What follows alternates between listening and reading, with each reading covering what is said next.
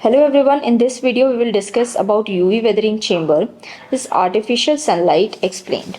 Sunlight सिर्फ rays नहीं एक डिस्ट्रक्टिव फोर्स है। UV radiation, heat, dew, moisture cycle, इन सब से material crack, fade, chalk, brittle हो जाते हैं।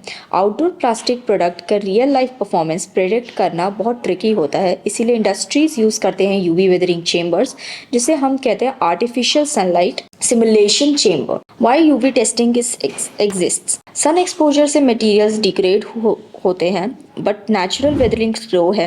अगर कोई प्रोडक्ट रियल सनलाइट में टेस्ट करो तो कलर फेडिंग दिखेगा कई मंथ के बाद, मैकेनिकल क्रैकिंग दिखेगा कई साल के बाद, एंड पॉलीमर ऑक्सीडेशन भी आपको काफ़ी लेट डिटेक्ट होगा। इंडस्ट्रीज़ के पास इतना टाइम नहीं होता, इसीलिए UV chamber accelerated weathering test outdoor के 5 ईयर्स की टेस्टिंग आपको लैब में कुछ घंटों या कुछ दिनों में आप जज कर सकते हैं।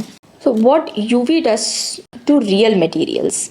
यूवी चेम्बर सिर्फ लाइट नहीं प्रोवाइड करता, ये रियल लाइफ आउटडोर का फुल 3D सिमुलेशन बनाता है। यूवी रेडिएशन पॉलीमर्स की चेन्स को ब्रेक करता है, कंडेंसेशन एंड ह्यूमिडिटी जो है सैंपल में स्वेलिंग या स्ट्रेस का सिमुलेशन दिखाता है, heat cycle expansion and contraction show करते हैं, ड्यू फॉर्मेशन जो है माइक्रो क्रैक्स एंड प्रोपगेशंस को डिपेक्ट करता है, एंड जो फोटो ऑक्सीडेशन है वो डिस्कलरेशन एंड ब्रिटलनेस इन्हीं पर्टिकुलर पैरामीटर्स आते हैं।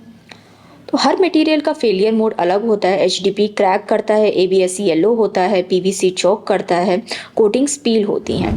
So why industry need UV chamber? Outdoor exposure वाले प्रोडक्ट्स के लिए यूवी टेस्टिंग मैंडेटरी होती जा रही है। फॉर एग्जांपल ऑटोमोटिव पार्ट्स में बम्पर्स, डैशबोर्ड, ट्रिम्स हैं, सोलर प्रोडक्ट्स में जंक्शन बॉक्सेस, बैकशीट फिल्म्स हैं, कंस्ट्रक्शन में पाइप्स, डोर्स, प्रोफाइल्स हैं, कंज्यूमर प्रोडक्ट्स में we have outdoor chairs, crates and toys, packaging films में we have print, fade, lamination, येलोइंग्स।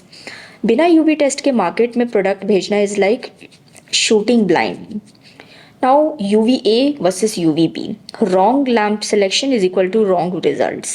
UV chamber में सबसे important है लैम्प टाइप। अगर लैम्प गलत चूज किया तो रिजल्ट मिसलीडिंग हो जाता है। UVA 340 nanometre lamps are the most accurate.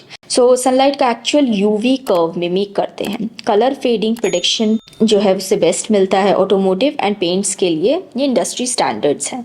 UVB 313 lamps में जो टेस्टिंग है UVB है अगर तो और 330 नैनोमीटर्स तो उसकी फ्रीक्वेंसी ज़्यादा है, तो वो ज़्यादा एग्रेसिव होते हैं एंड पेनिट्रेशन कैपेसिटी उसकी ज़्यादा होती है, टेस्टिंग काफ़ी फास्ट हो जाती है। रियल सनलाइट से वो ज़्यादा हार्श होती है, पॉलीमर ब्रिटल टेस्ट के लिए यूज़ होता है। तो choosing wrong lamp is equal to failure analysis, completely wrong.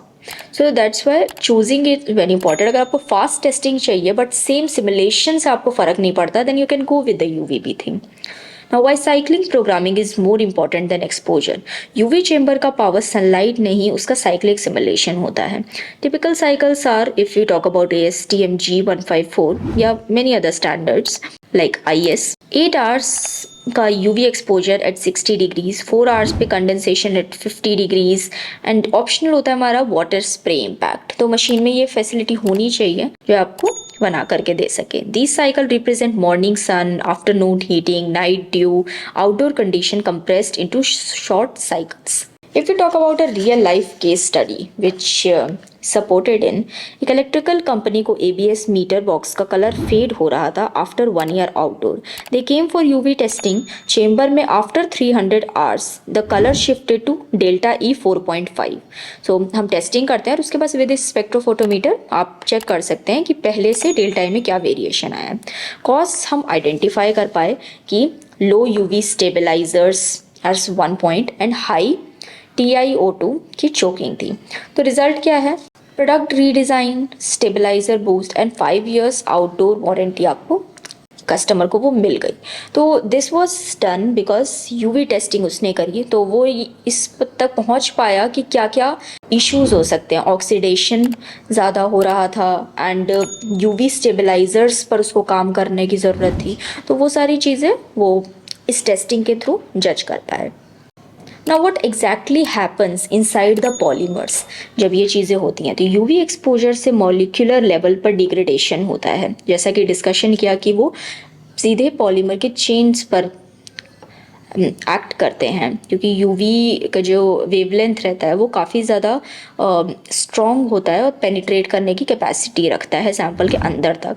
तो पॉलीमर चेन ब्रेक होते हैं और उससे एम्ब्रिटलमेंट होती है, फ्री रेडिकल्स फॉर्म होते हैं which you can name as the oxidation accelerate. Pigments का डिग्रेडेशन होता है जिस कारण से कलर शिफ्ट होते हैं। तो हमारा जो फोटो ऑक्सीडेशन वाला पार्ट है वो आपका यहाँ आता है, सरफेस रफनेस इंक्रीज होती है and because of this gloss जो है उस सैंपल का ड्रॉप हो जाता है एंड वाटर एब्जॉर्प्शन इंक्रीज होने की वजह से सैंपल में मैकेनिकल लॉस आता है। So, what parameters matters in UV chamber? This is one point which we can discuss in.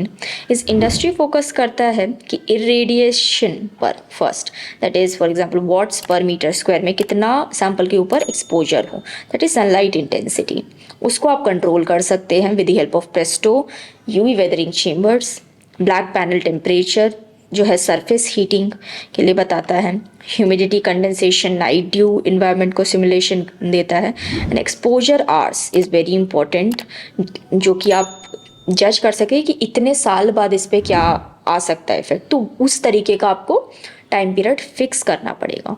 तो lamp ageing compensation, that is also a very important point which leads to the consistent output. Okay, Presto UV machine maintains all these with the help of ASTM D4329 standard, ASTM G154 151 we discussed में से एक xenon chamber के लिए भी है। xenon chamber is a full simulation of the sunlight जिसमें infrared भी include हो जाता है और visible light भी। So these things are something which we wanted to discuss in detail in terms of case studies, किस तरीके से साइंस है यूवी वेदरिंग चेम्बर का पूरा एंड कैसे आप अपने सैम्पल्स को बचा सकते हैं in this kind of environmental testing you can go in. Thank you so much.